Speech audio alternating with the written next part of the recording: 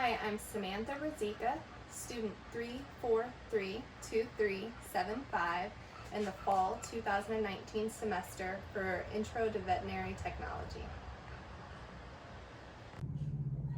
Alright, today we are going to demonstrate how to do lateral recumbency on this kitty. This is BB, and we are going to put him in lateral recumbency for saphenous venipuncture. We're going to show you how to occlude that. Lateral recumbency would mean we are laying him on his side laterally, and recumbency meaning he's lying or resting against the table. So we're going to go ahead and do that with this kitty. I'm going to lay him down. BB is not going to have any trouble, and she's just going to hold that leg out there for me. There we go. And we are going to occlude this, the medial saphenous vein, which is going to run right down his leg. I'm going to use my hand to press down. Oh, BB. And that is going to occlude that vein, which means I'm kind of stopping it up or making it pop up and raise for the, it would be Megan here, she would do the draw. So she would pretend to do the draw for me, and then at that point I would release this and take his leg back for myself, and I would let him stand back up. He's a little upset, so I make sure I keep good control of him, and then at that point I could scruff him and take him back to the kennel. So thank you very much. That is how to do lateral recumbency with saphenous venipuncture. Today I am going to demonstrate how to put Miss Lola here into lateral recumbency for a saphenous venipuncture. Lateral recumbency would mean we are resting her or laying her on her side in a position that keeps her comfortable and us safe. I will show you how to do that, as well as show you exactly where her saphenous vein runs for a saphenous venipuncture. Lola is a medium-sized dog, so normally we would put her on a table for this hold. However, she's bordering the 50-pound mark, so we're going to keep her on the floor where we're all comfortable today. All right, Miss Lola, come on. Thank you, good girl. All right, for lateral recumbency, I'm going to keep her stabilized against my body. We're going to reach around and under, grab her legs, keep her against my body so she can even be in the air. She's comfortable, she's safe. We're going to slightly roll her down my legs there into the ground. I'm going to use my left forearm to brace against her neck, not putting too much pressure on her neck, but enough that she's restrained, and we know that if anything was to happen and she wiggled, she couldn't get out of this hold. I am also holding her bottom legs that are closest to the floor here. I'm holding those both down so she can't stand or wiggle out of this position. If you would like, you can also go ahead and view this position from the other side.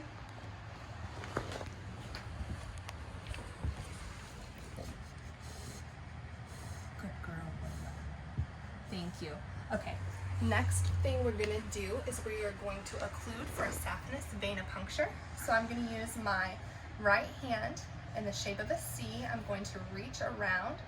Her saphenous vein runs cranial to caudal along her limb here. So I'm giving pressure to that to occlude that vein. Occlude would mean I'm going to help it kind of like stop it up, so that way it puts pressure on the vein and it pops up a little bit more. So that way the vet or the vet tech could go ahead and do that blood draw. Her vein, I don't know if you can see, she is nice and brindle here, but runs right across here. She's got it nice. It's standing up for us, but if you want to zoom in on that and see if we can see it, that would be great too. She says, I'm not showing it to you guys. All right, from there they would do their blood draw, and I would move my arm back to her bottom leg to brace and go ahead and help stabilize her while she stands, and move my arm right back under her chin to where she's stabilized, and we are both safe. This is my personal pet, so I know that she's not going to react, but if you're in the clinic setting, you want to make sure you keep control of their head for any kind of reactions that they may have, and then at that point you could release them. And that is exactly how I would do lateral recumbency for a saphenous venipuncture on a dog's leg. Thank you. Hi, today I'm going to demonstrate how to do sternal recumbency for a cephalic venipuncture. Sternal recumbency would be lying on their stomach or their chest, flat on the ground, rested against the ground. That would be your sternal recumbency.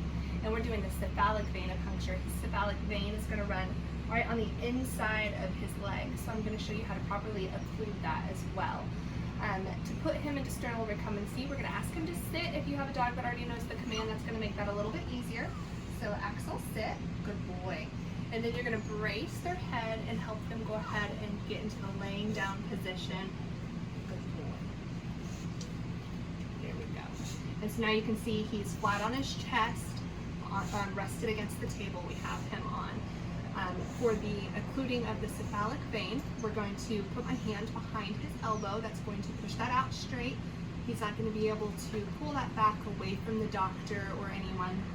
I'm going to use my thumb to wrap around his leg. I'm going to put pressure and roll that vein back. So if you want to zoom in, you'll be able to see that vein there.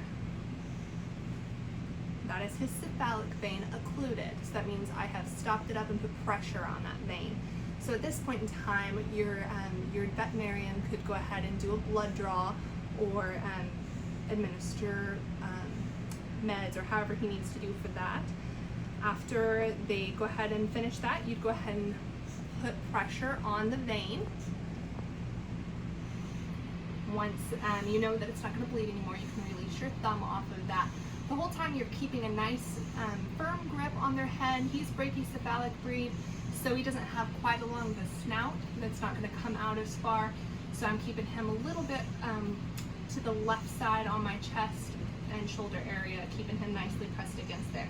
I'm using my arm in this hold to keep his back down. You can see I've got pressure on his back the whole time. That's keeping his body flat on the table for us so that way we're both safe in this. This is my personal pet, but if we were in a clinic setting, we would want to make sure to do the same method, arm across and press down against his body and then hand firmly on his head while he's in this position. So that way you're safe and the pet is safe. At this point, I would help him sit up out of the position and then make sure you have your slip leash and you could release his head. And at that point, he would be free to get off the table. You'd help him down, or he's a little bit heavier. I might have someone help me as well get him off the table. And that is how to do a sternal recumbency for cephalic venipuncture. Thank you so much. Okay, in this clip, I'm going to show you guys how to do sternal recumbency for cephalic venipuncture. Sternal recumbency means laying him or leaning him against the table on his sternum or chest. And we are going to be doing cephalic venipuncture, and their cephalic vein runs down their arm, and I'll show you how to occlude that as well. So first step is putting him into sternal recumbency. So I'm going to scruff him and lay him forward. At that point, I can hold his head off. I'm going to use my body against his to help keep him on the table and cup my hand behind his elbow. That pushes it out. He can't pull it back away from me, and I have full control of that. At that point, I'm going to use my thumb to wrap around and pull back to occlude the vein. Our doctor or tech at that point could go ahead and do the blood draw as necessary. After the vein is occluded, and occlude means to stop it or to put pressure on it, so that way the pressure builds up and they can easily get that. I will go ahead and release that and bring him back, and I will stand him back up, put him back to my side so I can easily carry him back to the kennel room or to his carrier, whatever is more comfortable for him at the time or what's necessary to for the patient. And that is how you're going to do sternal recumbency for cephalic venipuncture. Thank you.